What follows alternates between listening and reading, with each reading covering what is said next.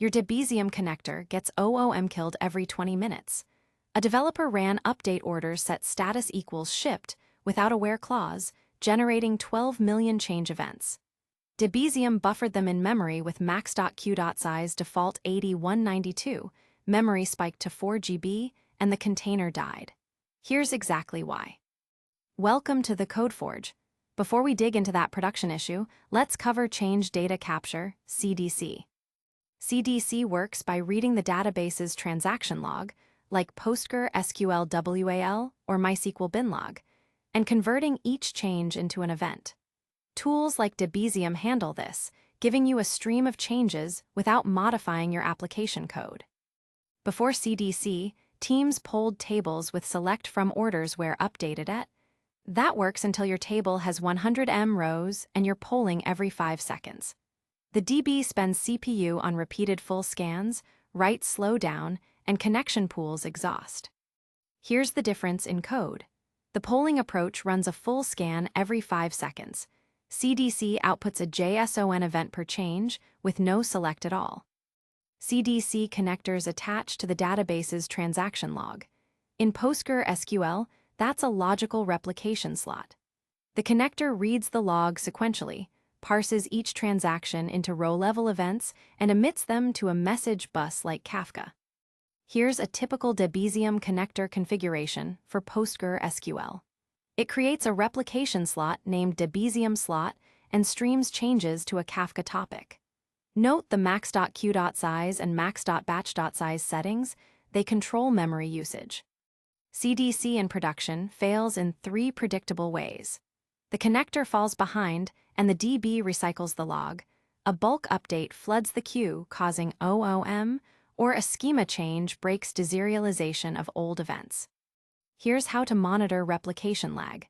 In PostgreSQL, query PG replication slots for lag and bytes.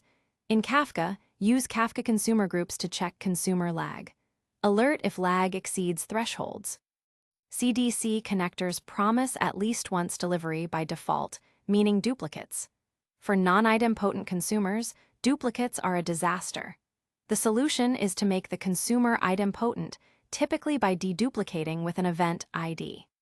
Here's a Python consumer that handles duplicates by checking a processed events table before processing. If the event ID already exists, it skips. This ensures idempotent processing. Databases evolve.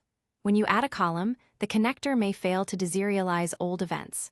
Solution: use a schema registry with Avro or Protobuf. The registry stores every schema version, and consumers handle both old and new. Here's the connector config to use Avro with schema registry. The connector registers the schema and emits events with a schema ID. Consumers fetch the schema and handle compatibility. CDC is powerful but not free. If you can tolerate a 5-second delay, polling with an updated at index is simpler and cheaper. Don't use CDC for everything. This is the same issue we highlighted at the start. Here's exactly why that happened. A developer ran update orders set status equals shipped without a where clause, generating 12 million change events. Debezium buffered them in memory with default max.queue.size of 8192, memory spiked to 4 GB, and the container was OOM-killed. The fix was to rate limit the connector by setting max.queue.size and max.batch.size and adding a memory limit. Also set snapshot mode to when needed to avoid resnapshot on restart. This prevents memory spikes from bulk operations. If you use JSON converter without schema registry and rename a column, the connector will fail with a data exception. Always use Avro with schema registry in production. If you don't set publication.autocreate.mode to filtered, Debezium will publish changes from all tables, including internal ones, bloating the log and increasing load. If your consumer doesn't check for duplicates, a replayed event could cause duplicate side effects, like sending 2 emails. Always make your consumer idempotent. The default max.queue.size of 8192 is too low for bulk operations. Always set explicit limits and monitor memory usage. The article mentions exactly once semantics with Debezium 2+, but note that enabling exactly once Source equals true requires Kafka Broker version 2.5 plus, and the transactional ID must be unique per connector. Without these, the connector falls back to at least once delivery. Always verify Kafka version compatibility before enabling this feature. The article shows manual SQL to check lag, but in production you need automated monitoring.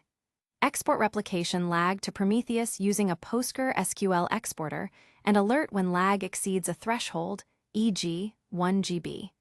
This snippet shows a Prometheus query for alerting. When adding a column with a default value, Debezium with Avro will register a new schema version where the new field has a default.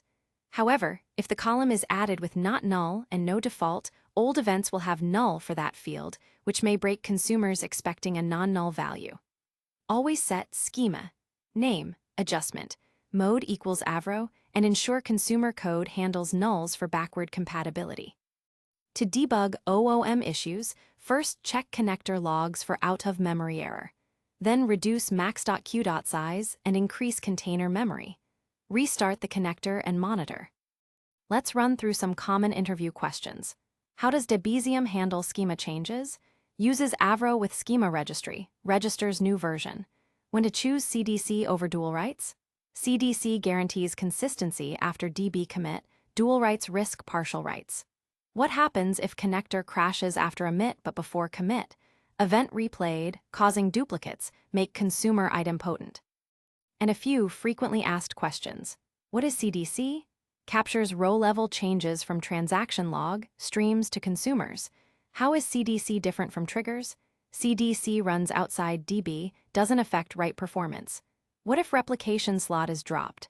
Lose unconsumed events, monitor lag, and set max slot while keep size. To recap, CDC reads the transaction log, not the table. Always use Avro with schema registry for production. Monitor replication lag, and don't use CDC if polling is sufficient. Ready to go deeper? Up next, database federation, then NoSQL store types compared, then LSM trees and SS tables. Find them all at TheCodeForge.io. Thanks for watching. The full article and code examples are covered in detail at TheCodeForge.io.